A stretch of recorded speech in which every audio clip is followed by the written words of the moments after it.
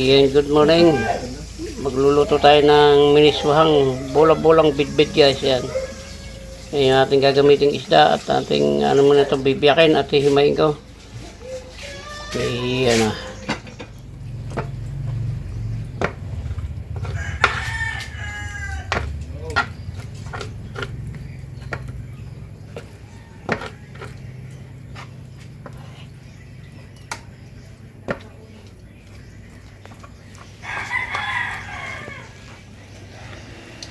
Matrabaho ito guys, kaya lang masarap naman ito. Masarap pa ito sa manok.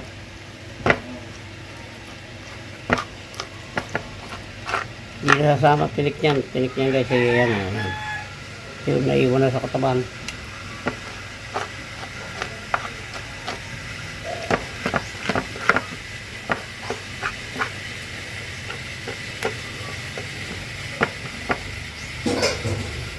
Mamaya lalagyan natin ng itlog.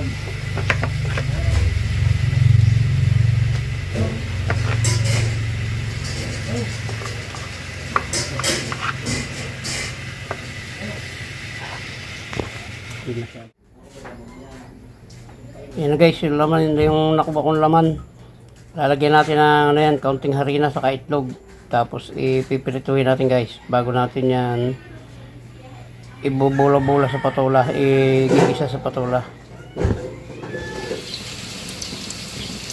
Yan guys, pipirito muna natin bago natin yan miswahan or gisahin.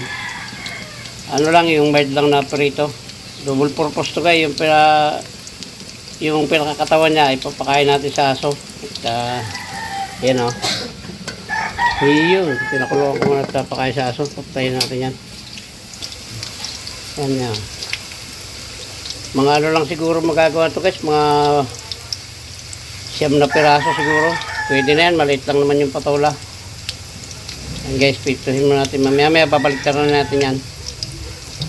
Miniswahang bitbit ang menu natin sa araw nito. Miswang may patola guys. Yan, babaliktad na natin yan. Pwede na yan. Hindi naman ano, iluluto pa naman natin to. Tumigas pag sobrang luto. Bula-bulang lapad. Ito isang bula-bula pero lapad. Yan. Mamaya isasalang ko natin yung natitira. Guys, so naka-4 pa. Bali 10 yata ang nangyari. Pirito natin muna ito bago natin gigisahin na yun guys. Yan, pwede ito guys.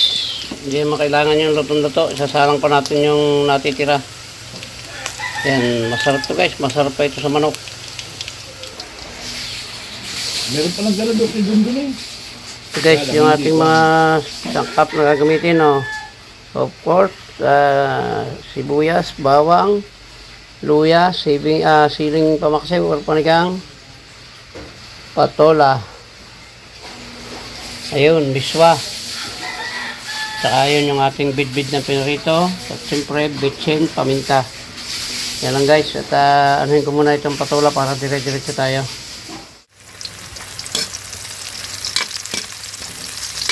Guys, medyo sunog-sunogin natin para malasang malasa.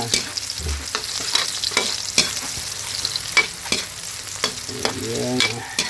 Lagyan natin ng ano guys, miswa sa patola.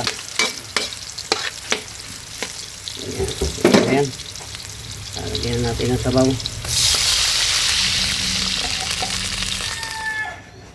Okay guys, sama na yung sabaw na yan.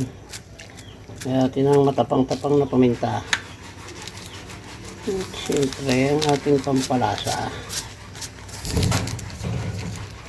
Yan natin kumulo guys. Pag kumulo, lalagay na natin yung ating pinaritong bitbit at saka yung ating patola at sili. Pagsabay na natin yan guys pagkulo. Guys, lalagay natin itong ating bola-bola. Pagsabay-sabay natin guys, pati yung ating patola at saka yung siling pamaksiw. Yan. Pagka naluto yan guys, at lalagay natin yung ating miswa. Mimiswahan natin ito. Sa ngayon ay tatakpan natin siya para makulob ng maigi. Para magpantay yung luto guys. Yan. Minisuhang patola na may bidbid. Ang gulo ng pamagat ito guys.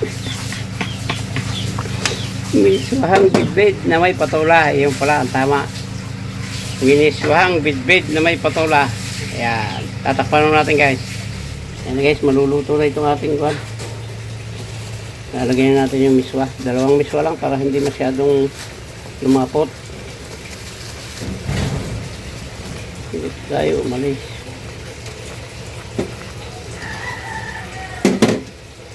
Pagka dinamihan kasi natin yung miswa, walang matitira sa sabaw niyan. Kakainin ng ano yan, hihigupin ng ano yan, sisip-sipin. Tayo lumabas. Yan. Yan, saglit na oras na lang ito guys.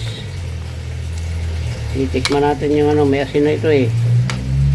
Tikman natin yung, mamaya natin titikman kung anong maalat din yung miswang yan. Ayan guys, luto na ito. Pangit naman yung malalabog yung patola na yan at napakainit pa na sabaw na ito. Muli po guys, ay maraming salamat po sa inyong lahat. Sa lahat po ng umabot sa dulo ng vlog na ito. Ng paglulutong miniswahang bidbid na may patola or miniswahang patola na may bidbid. Ayan guys, maraming salamat po. At hanggang dito lang po ito. Mabuhay po kayo at mabuhay tayong lahat. Bye-bye na po. I love you all.